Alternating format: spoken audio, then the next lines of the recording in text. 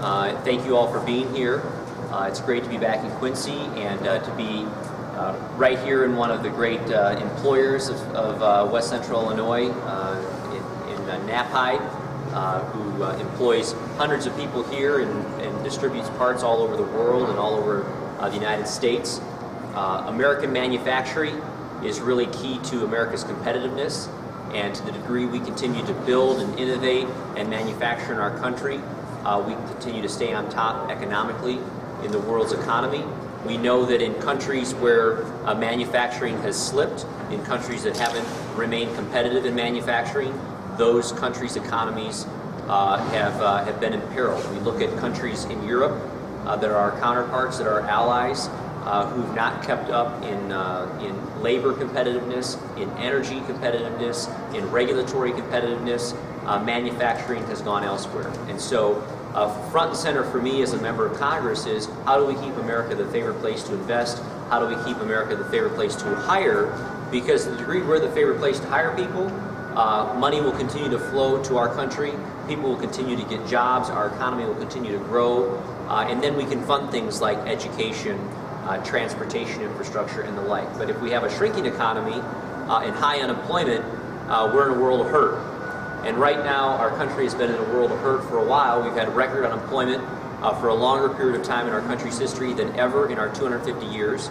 And Congress and the President have been trying to work together for the last 5 years to come up with policies that would promote job growth, that would promote people to hire, promote entrepreneurs to take risk and innovate. One of the challenges we've had with the implementation of the Affordable Care Act is, as you know, when the law was passed, most people, everybody, didn't know what was in the law, including notoriously the Speaker of the House at the time, who said we hadn't passed the law to find out what was in it. And so for much of the last 2 years of implementation of Obamacare, we've been finding out what's in the law. And a particular provision, which has become very detrimental to hourly workers, is a provision that reclassifies what full-time employment is. Now, I think every American believes that full-time employment is 40 hours. I know when I was growing up a kid, you knew that when you went to work somewhere and you worked 40 hours, that was full-time. And if you work over 40 hours, by law, you get overtime pay. You get time and a half or comp time. This law, for the first time in the history of the United States of America, changes the definition of what full-time employment is.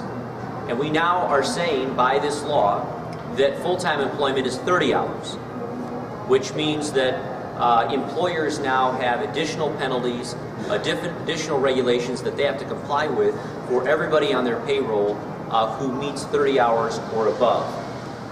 The problem for that, of course, is employers right now are struggling. Employers are trying to make ends meet. Employers are trying to keep their heads above water.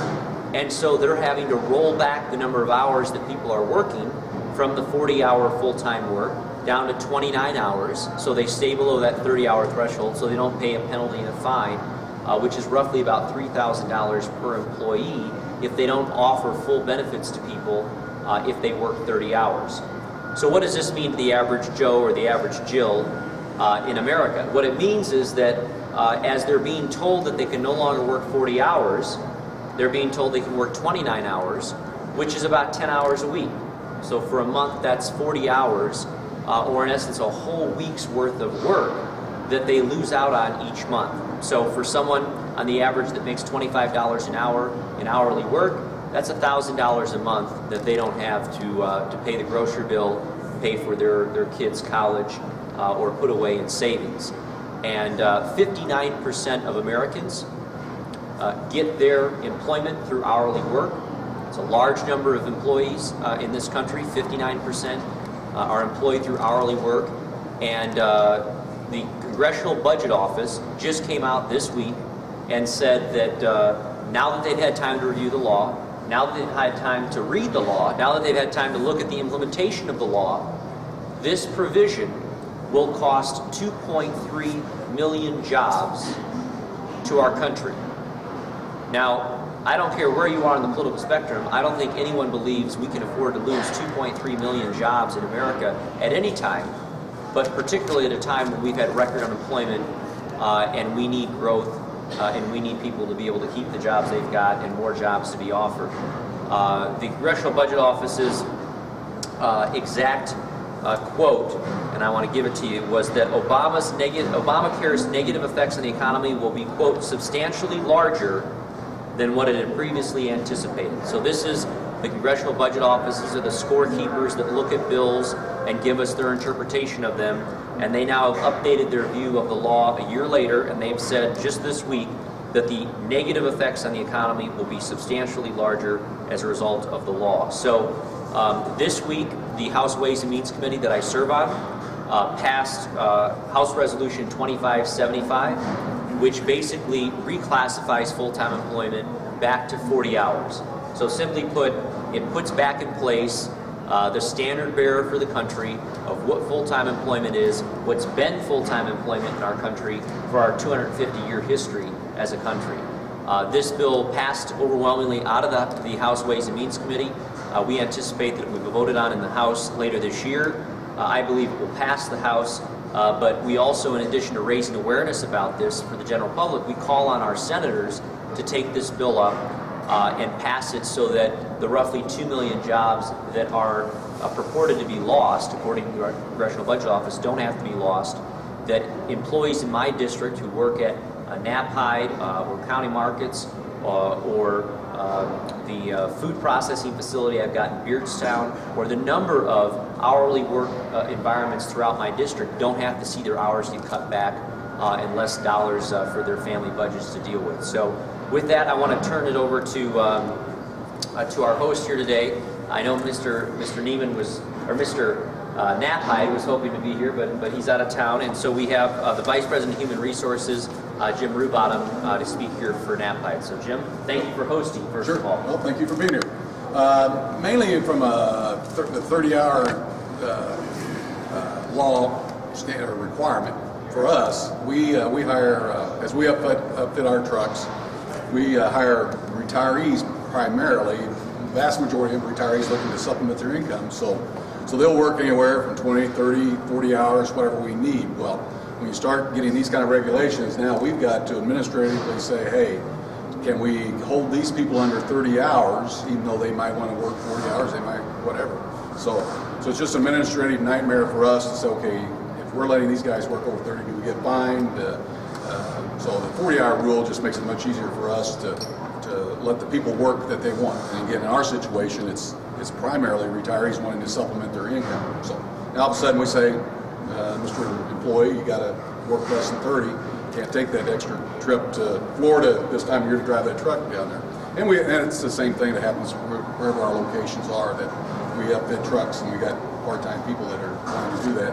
And in our case, it's a supplementing income. So just another step in the administrative process that you just shouldn't have to worry about. Yeah. Thank you.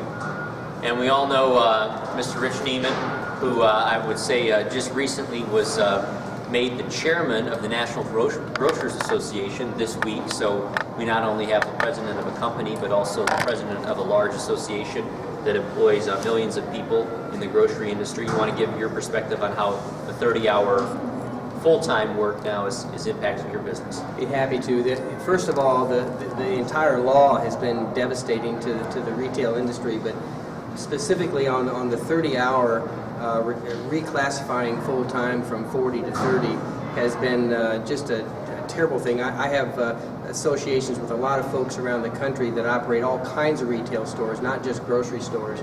And this particular provision has been devastating because so many folks have had hours reduced. So not only are for all kinds of companies, including ours, that are staffing stores, we're having to go to our associates and say, well, you've been typically working for the last 20 years, you've worked just what you've wanted, because a lot of these part-time positions they can be second jobs, but they can also be jobs that fit a certain schedule, and that's the household, a portion of the household income that's being reduced.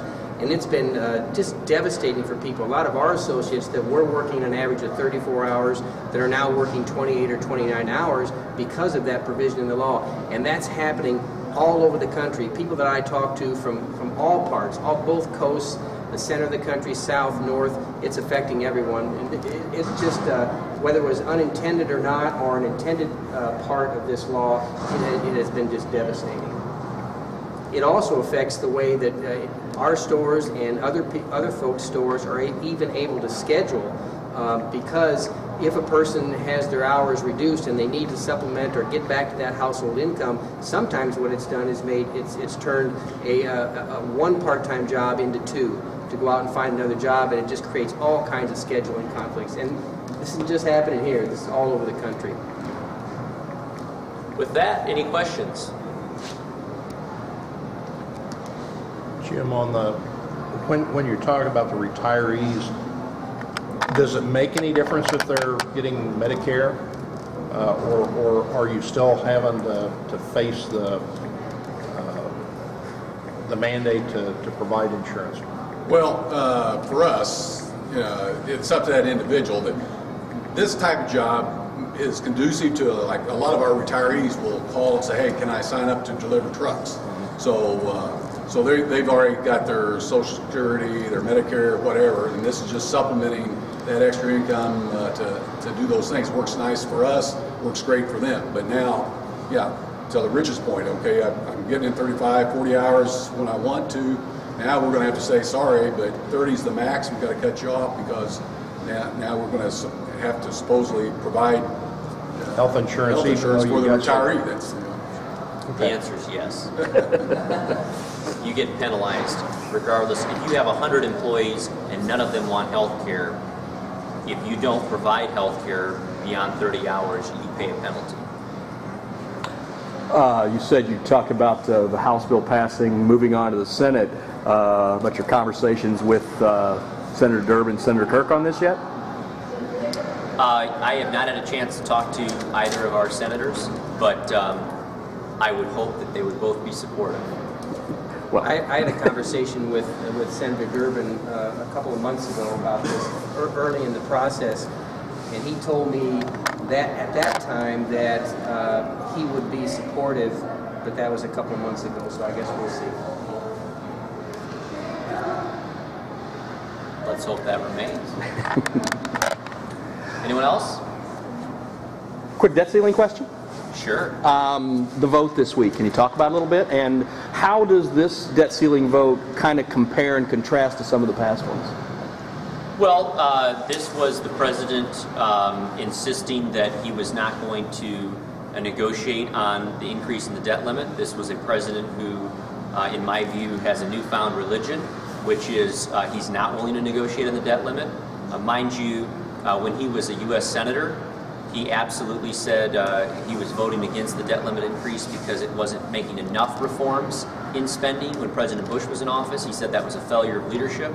After he became president, every debt limit increase in his presidency for the past 5 years has been negotiated.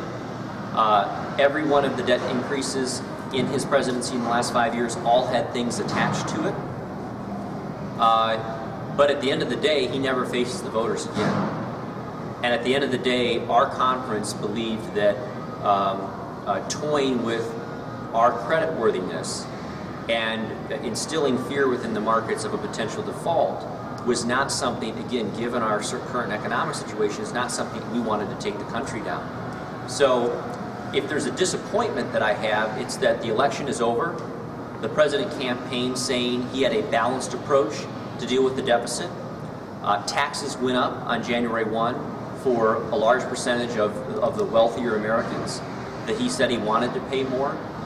And yet we still don't have the balanced approach that the president said he was going to unveil. The president has yet to lead on the issue of deficit reduction, all the while asking us to continue to raise the deficit. So at some point, the president needs a lead. At some point, the voters who elected the president on the pledge of him rolling out a balanced approach deserve to see what that balanced approach is. The House of Representatives has passed a budget that balances in 10 years, that does Medicare and Social Security reform. The president's been very critical of it, and that's his right to do so. But at some point, the president needs to lead. The president needs to propose his own solution to dealing with our debt, and I hope at some point he becomes that leader. I have a question for Jim. I was wondering if there are workers who, instead of, choosing to cut their hours below 30, there are workers who you're continuing to have work 30 hours and are just providing them with health care? Or is it just, the impact is just that you're cutting? Well, for the most part for us, vast majority of our employees are full-time employees covered under a benefit plan. So for our particular situation, really the only group we have right now, we might have a few temporary employees in our office staff, but for the most part for us, it's we probably got 40, 50 drivers that drive for us that we utilize on a part-time basis, and so that's where that impacts us. I mean, Rich, it's a greater impact for Rich and food stores than say for us, but still, you don't want to all of a sudden say you have this small group that is saying, okay, you got to do this, and now we're going to fine you. Now, are they going to fine the 1,000 employees that we have, or are they going to fine us for the 30 employees that we got in part-time basis? So, I mean, again, it's just an administrative thing that, and each day the new, like Congressman Schock said, I mean, every day, here's what this health care law has today. And, oh, by the way, I don't want to use it today. Even though it's the law, I'll say, okay, I'll choose not to enforce that. So for those drivers, what is the option? Are you decreasing their hours, or? Yeah, what we would do is we would just try to make sure that they work up to 30 hours and then cut them off at that point. How many drivers do you have that this is impacting? 40, 50, I think, here at this location. Then we've got drivers at other locations around the country that do the same thing. And again, we hire them. They come in as just this is their main income. They've retired. For the most part, most of them are retired, and they're just supplementing their income. Jim makes a great point. This week also, I failed to mention that the president unilaterally, through executive order, just decided that this impact was going to be so negative that he's going to give an exemption to employers up to 100 employees to not have to comply with it until 2016. So again, we get into this situation where we found out something in the law that was bad, we found out something in the law that is not helping the economy, and rather than change it legislatively, which we should do, and by the way, make it permanent, the president has instead just unilaterally said, I'm going to sign an executive order and say companies up to 100 employees don't have to comply with the new 30-hour work classification until 2016. So that's why I think this law is a better approach. That's why I think we need to fix it for all employers and to make it permanent. But I think the fact that the White House has recognized the detrimental effect on the economy right now and is trying to make this exemption unilaterally speaks to the universally accepted fact, which is this is not good for us. In our view, Obamacare is the number one issue with the economy today, whether it's in the state of Illinois or across the country. As we see, the unemployment rates have kind of ticked down over the last few times at a 6.6% rate that we're at. The official rate is now, but if the worker engagement rate was the same as it was in 2007, our real unemployment is over 11%. So the fact that so many people have dropped out, and once again, I think that the Obamacare is the number one thing that's hurting our economy. And Rich is right. The U.S. Chamber of Commerce issued a report this month. They surveyed all their members nationwide, and 71% of businesses in America said Obamacare is the leading reason for why they're not hiring. And any last-minute changes and all these things that are happening with, as we were talking about, the insurance industry generally is 1.5 to 2 years out. So every time a major change is made, it just throws everything into a complete state of confusion. And I've never seen anything as confused as the state of healthcare for companies or individuals right now. It's just really awful. I have a clarification question. Yes. When you're talking about this exemption, does that mean, for example, if there are 40 to 50 drivers, does it apply to the amount of employees in total, or Yes. the amount of employees working part-time? Great question. Total employees. Okay. So in the case of this business, because they have in excess of 100 employees, it doesn't matter if 30 of them are hourly and 70 would be salary, or a number part-time. It's total number on your payroll employees. Yep.